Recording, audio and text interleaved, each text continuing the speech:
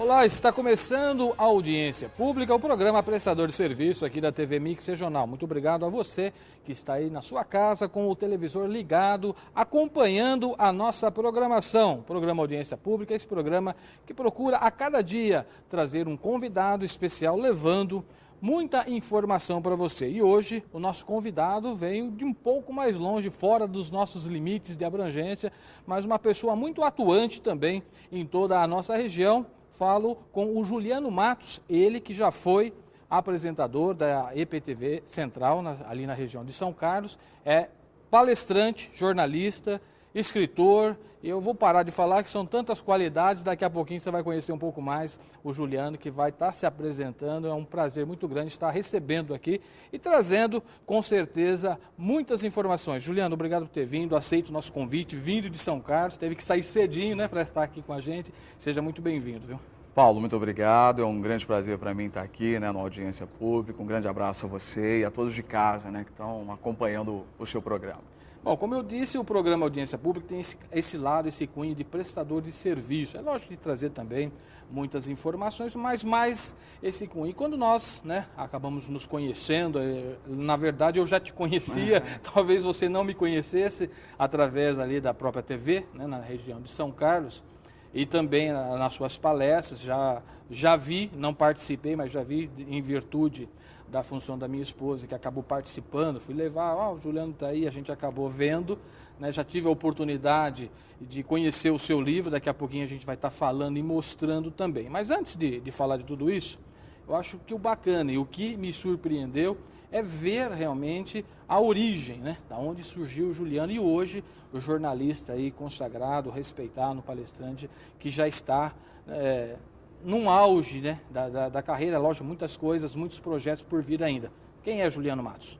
Juliano Matos é um rapaz simples de Cardoso, noroeste do estado, cidade de 11 mil habitantes, né? Comecei muito cedo na comunicação, comecei aos 12 anos de idade numa rádio, né? Trabalhei 10 anos em rádio, depois fui para a televisão, fiz jornalismo em Votuporanga, né? Trabalhei na TV Tem, que é afiliada também à Globo, nas regiões de Sorocaba, São José do Rio Preto, Bauru e Itapetininga. E depois fui para a EPTV, onde fiquei durante 6 anos na região de São Carlos, a região central do estado. Hoje atuo como palestrante, levando apenas boas notícias por onde eu tenho passado. No jornalismo não dá para levar só boas notícias, nem né? Sempre. No nem caso sempre. de palestrante, você pode optar por isso. Exatamente. Eu fiquei 10 anos, né, trabalhando com jornalismo diário, como editor e apresentador, né? Nunca fui repórter, sempre fui apresentador por onde eu passei. E tive que transmitir muitas notícias que eu não queria ter transmitido, né? Chegou um tempo na minha vida, né? Parece que eu sou velho, mas eu tenho apenas 30 anos, enfim, mas é que eu comecei muito cedo. Mas chegou um tempo que eu decidi mudar um pouco de área, né? Apesar da televisão estar no sangue, da comunicação estar no sangue, de amar isso, eu decidi abrir mão um pouco das notícias ruins para transmitir as boas notícias, né? No auge da minha carreira foi uma decisão muito difícil a ser tomada, mas estou feliz. Faz um ano que tenho essa nova carreira como escritor, como palestrante e tem valido a pena. Bom, pelo menos um ponto em comum nós temos, né, Juliano? Os dois começou nesse ramo sendo jornaleiro, é isso mesmo ou eu falei besteira? É verdade, não, é verdade. Eu fiquei surpreso também, né, ao saber que você foi jornaleiro. E eu fui jornaleiro, tive que entregar jornais lá na cidade onde em Cardoso, nasceu. exatamente. Cardoso. Foi uma forma de poder pagar a faculdade, né? Entregava numa bicicleta cargueira, entregava jornal todos os dias. Eu venho de uma família muito pobre, muito complicada a minha infância. Meu pai era alcoólatra, bebia muito, chegava em casa, quebrava todas as coisas. Eu fui uma criança que não tinha muitas expectativas de vida. A minha infância foi terrível, né? E por ter começado muito cedo na comunicação, acabei amadurecendo de uma forma muito rápida, né? E acabei também tomando um caminho que eu não gostaria de ter tomado. Eu acabei fazendo aquilo que eu mais abominava no meu pai. Com 14 anos eu já bebia, e bebia muito. 15 anos fui internado várias vezes em coma alcoólico, né? Mas eu enxerguei uma possibilidade, né? Com 15 anos eu comecei a enxergar o meu futuro, e é isso que eu acho que é extremamente importante, né? é enxergar o futuro, é ver o futuro. Isso não quer dizer viver o futuro, né? Mas enxergar o futuro. E eu queria ser jornalista, e era muito difícil, né, na época. A faculdade ainda é muito cara. Morava numa região onde não tinha faculdade, universidade pública, tive que prestar uma particular. E uma forma de pagar a faculdade foi trabalhar muito, né? Eu tive 3, 4 empregos ao mesmo tempo. E um deles era o emprego de jornaleiro, entregava jornais aí na cidade toda, numa bicicleta A cargueira. vantagem é que você acaba conhecendo muita gente também, né? Com Visitando, certeza. andando, conhecendo a cidade, Com enfim, certeza. acho que é um fato muito marcante. Na verdade, a gente contou brevemente esse pequeno currículo. É lógico que se fôssemos falar meia hora não ia dar tempo de falar tudo que nós gostaríamos. Mas é para mostrar para as pessoas, né, Juliana, que tem aquele ditado popular, até nós comentávamos isso no carro, né? Filho de peixe, peixinho é. Pau que nasce torto, morre torto. Quer dizer, dá para quebrar esses paradigmas, Exatamente, é isso que eu digo nas minhas palestras, né? Principalmente para os professores. Eu faço palestras tanto para empresas, né, quanto para a educação. Gosto muito de trabalhar com a educação porque se uma semente for plantada no coração de um educador, eu acredito que os frutos vão ser visíveis também nas crianças, nos alunos e tal. E eu digo isso para os educadores. Digo principalmente numa cidade pequena onde o educador ele tem a mania, né, ou ele é enganado pelos olhos da face, e não pelos olhos do coração, mas pelos olhos da face, quando o professor acaba olhando para um aluno e condenando esse aluno a ser como o pai é. De repente o pai é um alcoólatra, é um drogado, é um cara que não está nem aí com a educação do filho, não está nem aí com a família. E às vezes, infelizmente, o professor acaba rotulando esse aluno a mesma realidade cruel do pai. E nem sempre é assim. Eu mostro isso nas palestras, que nem sempre filho de peixe é peixinho, né? Nem sempre filho de peixe, peixinho é. E é possível, né? Apesar da estrutura familiar sendo assim um pouco mais tortuosa, é possível, através de uma boa educação, de um educador também que se preocupa com isso, de mudar esse trajeto que aquela pessoa poderia ter seguido a exemplo do pai, como você fez. É né? tudo uma questão, acho que, de visão. Quem te sabe? ajudou a fazer essa mudança? Foi você mesmo? Não, ou teve assim alguém? Eu seria ingrato se eu falasse o nome de uma ou duas pessoas. Foram várias pessoas, né? Mas principalmente Deus, né? Eu creio muito em Deus, né? Independentemente de religião, de igreja, eu acho que Deus está acima de tudo isso.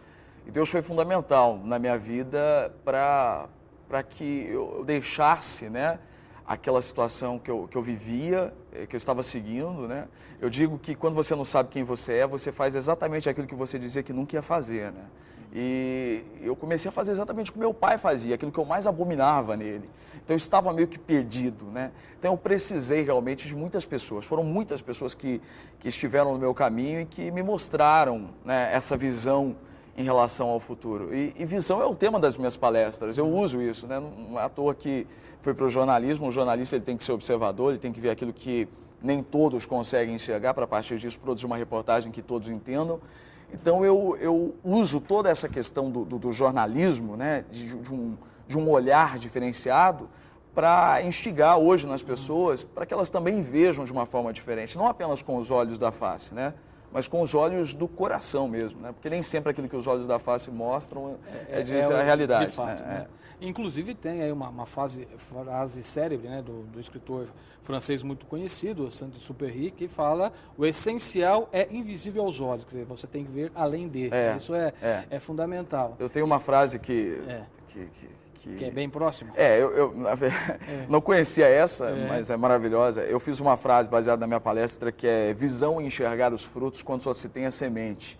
Quem age, planta. Quem acredita, rega. Quem persevera, colhe. Eu acredito nisso, entendeu? Mesmo que essa visão ela seja bem diferente da realidade que nós estamos vivendo hoje, ela tem que nascer nos olhos do coração, né? Ela tem que existir nos olhos do coração. Eu digo na minha palestra que quem não valoriza aquilo que é visível não é digno de receber aquilo que os olhos ainda não viram, entendeu? Então, acho que é bem por aí.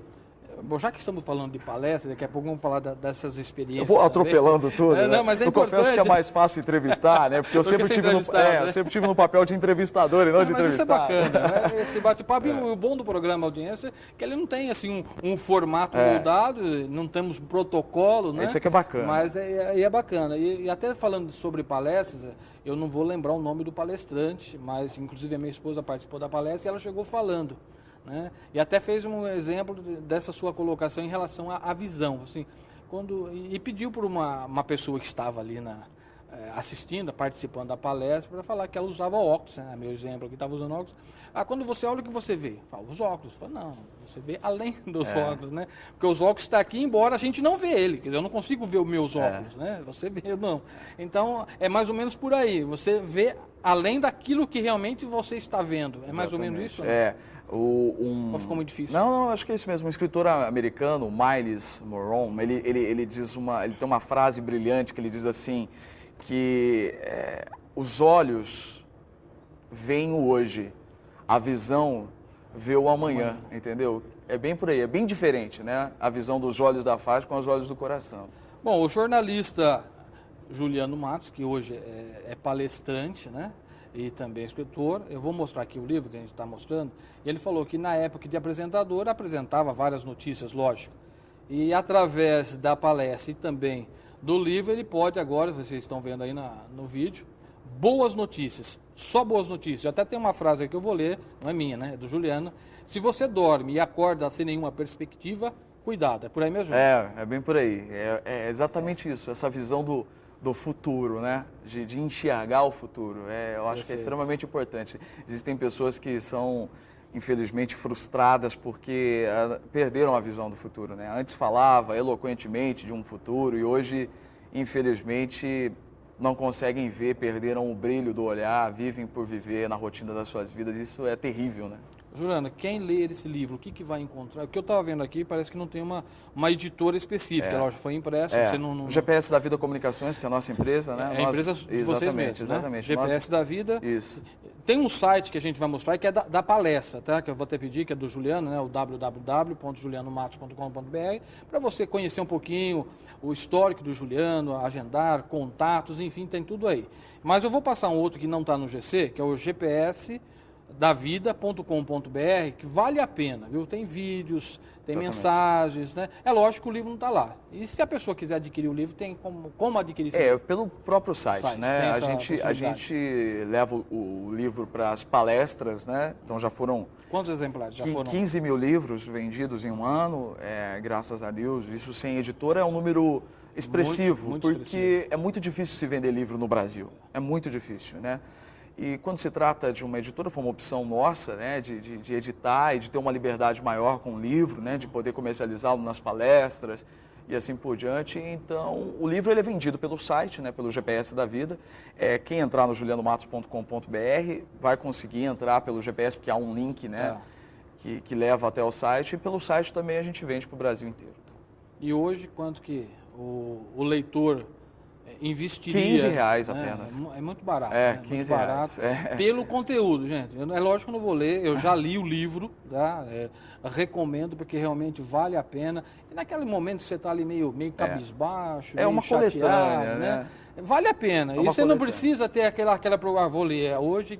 Exato. Não, você abre aonde você quiser, lê, que Exatamente. com certeza vai te dar uma inspiração, né? São 30 mensagens de reflexão. Eu gosto muito de analogias, né? Eu aprendi isso na televisão, aprendi isso no jornalismo. Essa questão de comparar, né? Então eu uso muitas comparações para tratar de sentimentos que estão dentro da gente que podem nos parar ou nos mover. Então é isso que eu tenho feito por meio desse livro aí, de uma forma bem simples. Eu acho que a gente tem que ser simples, né? E quando você ilustra, quando você usa uma situação para exemplificar aquilo que você quer dizer, eu acho que fica muito mais fácil das pessoas entenderem. Juliana, nas palestras, né, logicamente, que também através do site você vai poder ter os contatos, agendamento, participa, você já mencionou aí o seu carinho pela educação, né, com os educadores, mas também empresas. Isso é possível. Você vai na própria empresa. Com certeza. Eu tenho uma empresa, eu quero dar uma motivação para os meus funcionários. Como é que funciona? Eu vou sim. Eu já fui, já atendi muitas grandes empresas, não vou ficar aqui fazendo propaganda delas, mas uma delas é a Embraer, né? E essa não se trata de propaganda, porque ninguém vai comprar um avião, né? Mas, enfim, pode até comprar, mas não é assim, dessa forma. E então tenho trabalhado com muitas empresas grandes, pequenas, médias, não importa, né? De todos os ramos. A minha mensagem, ela se aplica a qualquer pessoa, porque eu falo dos olhos do coração, da forma como enxerga a vida. Parece que é algo piegas, pode parecer algo romântico e tal, mas não é não, é bem real. É que, infelizmente, as pessoas elas não conseguem enxergar nem o futuro, nem o presente, têm a visão cansada, não tem um foco certo. Então, eu acho que é bem por aí. Bom, eu não sei nem se caberia, Juliano, mas se não couber, a gente vai acabar falando que em todas as empresas, principalmente no ramo em que a gente vive, o ramo de comunicação, rádio, televisão, é muito difícil a administração, né? Contatos, tem aquele que tem lá o seu ego um pouco mais exaltado, se a gente pode chamar assim. Até no jornalismo. Até no jornalismo acontece. Muito, aliás, é o que mais tem. Dentro desse pensamento, desse contexto, dá para moldar a sua palestra? Olha, vamos lá, claro, para fazer com que todos os profissionais tenham aí um linguajar mais próximo e saibamos administrar bem os nossos egos? Ela é totalmente personalizada, né? Antes eu converso com as pessoas responsáveis, eu vou usar novamente o exemplo da Embraer. Lá a gente trabalhou a questão de enxergar as pessoas, os companheiros enxergarem um ao outro. Tem aquela história, né? Quanto maior a empresa, às vezes a pessoa vai tomar um cafezinho, vai tomar uma água, olha para uma pessoa, mas não conhece, não fala bom dia, não fala boa tarde. Isso vai tornando o clima um pouco que insustentável, não? São pequenos detalhes que passam despercebidos pelos olhos e que acabam resultando em grandes catástrofes dentro da empresa, né? Porque uma equipe que não é unida não trabalha na mesma visão, né? Cada um enxerga de uma forma e assim por diante. Então, a palestra ela é moldada dessa forma, de acordo com a necessidade da empresa, mas sempre dentro dessa questão da visão, né? Eu uso essa questão de enxergar o trabalho de uma forma diferente, de valorizar mais, né? A gente vê que tem muita gente reclamando, né? O que mais tem é gente que não enxerga perto, Exatamente. Né? Que às vezes enxerga longe, enxerga o futuro, mas não enxerga perto. Quer dizer, não valoriza aquilo que tem, olha sempre para aquilo que não conquistou, ao invés de olhar para aquilo que já tem, né? São pessoas que comparam muito as suas vidas e eu digo que quando você compara a sua vida com outra vida é um problema, né? Porque as realidades elas são distintas e aí você olha e diz porque ele tem, porque ele conseguiu, e aí é um erro, é um equívoco. Então, a gente trabalha sobre essa questão de enxergar perto, de valorizar a vida, de valorizar aquilo que a gente tem nas mãos, sabe? De buscar esse contentamento, essa realização, essa felicidade interior, acima de tudo. Sabe, falando nessa valorização, até eu vi uma reportagem, como você diz, a gente fica sempre ligado, sempre atento. Eu vi uma reportagem que foi feita na cidade de São Paulo sobre os garis que eram os alpinistas, né? Você deve ter visto também ou acompanhado. E aí até o repórter perguntou ali em relação ao piso salarial, que era um pouco mais que o salário mínimo. O cara fazia aquilo com uma alegria tão grande, né, de ele estar contribuindo, colaborando com a limpeza daquelas ladeiras que tem que descer, trazendo pesos enormes para fora. Poxa, se hoje eu tenho uma qualidade de vida, eu devo muito a esse profissional, né? E ele faz assim com um certo carinho, não é demérito nenhum, quer dizer, eu acho que é bacana. Seria realmente você ver, né, num ato aquilo que realmente está sendo essencial para os nossos dias. É claro que a valorização financeira, ela é imprescindível, ela é importante, as pessoas precisam pagar suas contas, elas precisam, né, se sustentar, enfim, ter uma condição digna. Mas o problema é que, às vezes, o descontentamento não está ligado ao pagamento, ao salário, né? Tem pessoas que você pode triplicar o salário, elas vão continuar insatisfeitas, elas vão continuar infelizes. Então, esse não é o grande problema, né? Por isso eu falo na palestra a questão de enxergar tanto longe quanto perto. E quando eu falo de enxergar perto, eu trabalho também essa questão de enxergar a família, de enxergar aquilo que está além do trabalho. Isso é extremamente importante. Quando alguém vai me contratar, eu já digo isso. Olha, eu não adianta eu trabalhar apenas a motivação aqui no trabalho, no serviço, no ambiente onde ele passa algumas horas, se o cara não enxerga a família dele, se ele não enxerga a vida dele de uma forma diferente, ele não vai enxergar o trabalho, é uma consequência. Então, quando ele enxerga a vida de uma forma diferente, quando ele vê numa perspectiva diferente, ele consegue ser um melhor marido, um melhor funcionário, um melhor vizinho, um melhor amigo, enfim, muda tudo, né? Então, é isso que a gente tem que trabalhar de uma forma meio que geral.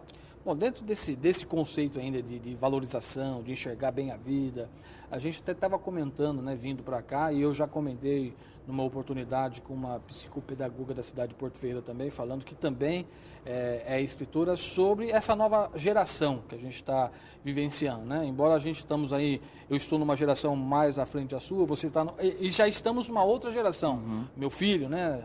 A geração que tudo é permitido, tudo pode. Inclusive o tema da palestra que nós falamos, do bate-papo, foi amor com limites. E pela sua experiência, tanto na área do jornalismo, a sua adolescência e infância um tanto sofrida. E hoje, nessa experiência com os educadores, como é que você vê essa nova geração hoje? Essa nova geração, como é que você vê no seu conceito, na sua visão? É preocupante, né? Eu acho que existem os extremos, né? Tanto aqueles pais que não cuidam, que não exercem a responsabilidade que deveriam exercer, às vezes cuidam dos filhos dos outros, mas não cuidam dos seus próprios filhos, né? Não enxergam os seus próprios filhos. É um problema isso, falta de reconhecimento, falta de elogio, falta de incentivo ao filho, mas também existe um outro problema quando há um exagero, uma superproteção, né? E aí você acaba complicando, você acaba mostrando para o filho que uma realidade que não existe, uma realidade que ele vai se chocar quando ele sair aí pelo mundo e perceber que aquela superproteção que ele teve em casa não existe. O mercado de trabalho é cruel, né? A concorrência ela é cruel. Então é por isso talvez que existem tantas pessoas frustradas, sofrendo de doenças psicossomáticas, depressão e tantas outras coisas, porque não souberam lidar com a frustração, né? Com a decepção. Então eu acho que tem que tomar um cuidado muito grande realmente, né? Eu não sou pai ainda, mas eu imagino que a função de um pai, de uma mãe, não é fácil, né? Mas ele tem que buscar, nesse mundo em constante transformação, uma maneira de ensinar ao filho o caminho que ele deve andar, né? Existe até um provérbio bíblico que diz isso, né? Ensina o caminho que a criança ela deve andar e depois, quando ela for grande, ela não se desviará dele. Eu acho que é bem por aí. Eu acho que esses princípios, eles começam em casa, que é a questão de valorização. Eu dizia do meu pai, que era um alcoólatra, chegava em casa, quebrava todas as coisas, nós tínhamos que esconder as facas, porque ele queria pegar a faca e matar todos. Tinha 8 anos de idade, quando meu pai pegou uma faca, colocou no peito dele, colocou as minhas mãos sobre a faca e disse: empurra, me mata, acaba de uma vez com isso. Mas não adianta a gente se olhar como vítima, né? Se eu tivesse me olhado apenas como vítima, talvez eu estivesse na mesma situação que o meu pai estava. Ele não está mais. E eu digo isso na minha palestra, que visão gera transformação, Paulo. Às vezes a gente quer mudar as pessoas dizendo para elas o que elas devem fazer. E nem sempre as palavras são capazes de mudar, mas a visão sim, a visão muda. Visão gera transformação. Meu pai hoje é um novo homem. Por quê? Porque ele viu que aquele filho dele, que antes cobrava, que falava, que dizia que ele não deveria beber, e de repente começou a seguir o mesmo exemplo dele, de repente muda de vida, começa a estudar, faz jornalismo, disse que ia trabalhar na Globo, foi trabalhar na Globo, e as coisas começaram a acontecer na minha vida. Então meu pai mudou. Meu pai não é um alcoólatra há muito tempo, meu pai não bebe há muito tempo, e essa é a diferença da minha vida, da minha história. Ela tem um final feliz, né? Nem final, porque tem uma longa história ainda pela frente, mas meu pai é um homem maravilhoso, né? E é isso que eu acho que é legal, é a modificação, essa transformação, essa mutação em conjunto, de acordo com os princípios familiares e que incluem Deus, eu acho. A visão, tudo pode. Na sua concepção? Eu creio que... Seria mais ou menos? Nem exagerei. Tudo. Não. Eu acho que depende de como você vê né, essa situação. Depende do ponto de vista. Depende do ponto de vista, exatamente. Porque, às vezes, os olhos do coração enxergam longe, mas é aquela história, quando você não enxerga perto, há um conjunto, né? Então não adianta nada você enxergar longe, não arregaçar as mangas e fazer a parte que lhe cabe, né? Vou até dar o seu exemplo. Eu quero ser jornalista e quero trabalhar, mas se você não tivesse estudado, não tivesse entregado o jornal e feito uma faculdade, você não estaria onde está hoje. Existem muitos desafios para serem... E aí é o perigo daquilo que a gente estava falando agora há pouco, a respeito dessa geração que está acostumada ao fast food. Tudo rápido, tudo eu posso, tudo é fácil. E eu tenho uma certa preocupação em relação a isso, porque a vida não é tão fácil assim, né? E é uma pena que hoje as leis e tantas outras coisas impedem, né, a criança dela já se envolver desde de cedo, né, numa atividade para criar uma questão de responsabilidade. Claro que a criança tem que estudar, tem que ter tempo integral, tempo exclusivo para os estudos e tal, mas não me fez mal nenhum começar a trabalhar aos 10 anos numa bicicletaria, aos 12 numa rádio. Você vê que meia hora passa muito rápido, né? Eu queria falar muitos assuntos, eu estava, né, até essa noite até preparando alguma coisa, infelizmente acaba mudando, que eu né, falo devido muito. o bate-papo, mas vamos ver, eu vou até deixar você agora de calças curtas, assim, porque estamos em pleno pleito eleitoral, em todas as cidades. É lógico que a gente não vai falar desse ou daquele candidato, mesmo porque a legislação eleitoral proíbe, né? Mas nesse conceito de visão, se é que a gente pode dizer conselho, mas o que você partilharia aos nossos telespectadores no sentido... Esse ano, no dia, acho que é 7 de outubro, tem as eleições. Eu vou ter que escolher aquele que vai administrar a minha cidade. Nesse conceito de visão, que a gente tem que enxergar além do que realmente aparenta esse ou aquele candidato, A, B ou C, na sua visão, o que você daria de sugestão aos nossos telespectadores para, na hora de exercer o voto, né, o seu direito à cidadania, escolher com consciência? Qual que seria a sua sugestão nesse conceito de visão? Eu gosto muito de política, apresentei debates políticos por todas as emissoras por onde eu passei, as entrevistas com os candidatos, sempre cuidei da editoria de eleições, gosto muito desse lado, né, jornalístico da coisa. Eu acho que é extremamente importante, a política é necessária na sociedade, e é bom sim tomar cuidado, porque eu digo que os olhos eles enganam, né? E aí eu uso mais um provérbio bíblico, né? Jesus disse isso, que pela árvore você conhece os frutos. Tem muitas árvores que se apresentam fortes, mas tem frutos recheados de veneno e as pessoas precisam tomar cuidado com isso. Eu acho que uma frase que eu escrevi esses dias no meu Facebook, né, na rede social, que eu gosto muito de escrever as minhas frases, eu disse a seguinte frase: uns precisam dos outros, isso é um fato, mas nunca negocie o seu caráter com ninguém. Tenha interesses em relacionamentos, mas não relacionamentos por interesse. Eu acho que é isso que tem que se pensar, né? Num momento de eleição, num momento decisivo como esse, você não pode negociar o seu caráter.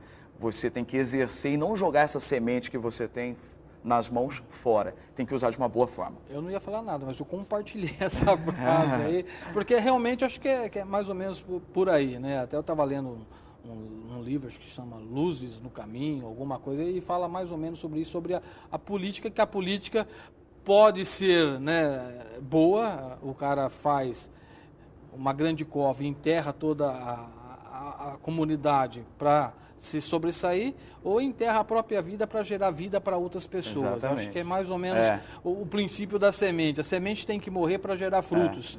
E às vezes a gente tem que morrer um pouco o nosso eu, o nosso egoísmo, para que outros possam ter uma vida mais plena. Você vê que o tempo acabou, eu quero te agradecer. Mais uma vez aí, só para ficar bem claro, o site www.julianomatos.com.br, você vai ter aí algumas informações, o endereço também eletrônico para quem quiser se comunicar com o Juliano. Juliano, muito obrigado por ter vindo, ter essa disponibilidade de estar aqui com a gente. Obrigado, Paulo. Um grande abraço a todos do Audiência Pública. Um grande abraço. E a você que nos acompanha, obrigado pelo carinho, pela audiência. Continue aqui ligados na nossa programação. Até o próximo encontro. Tchau.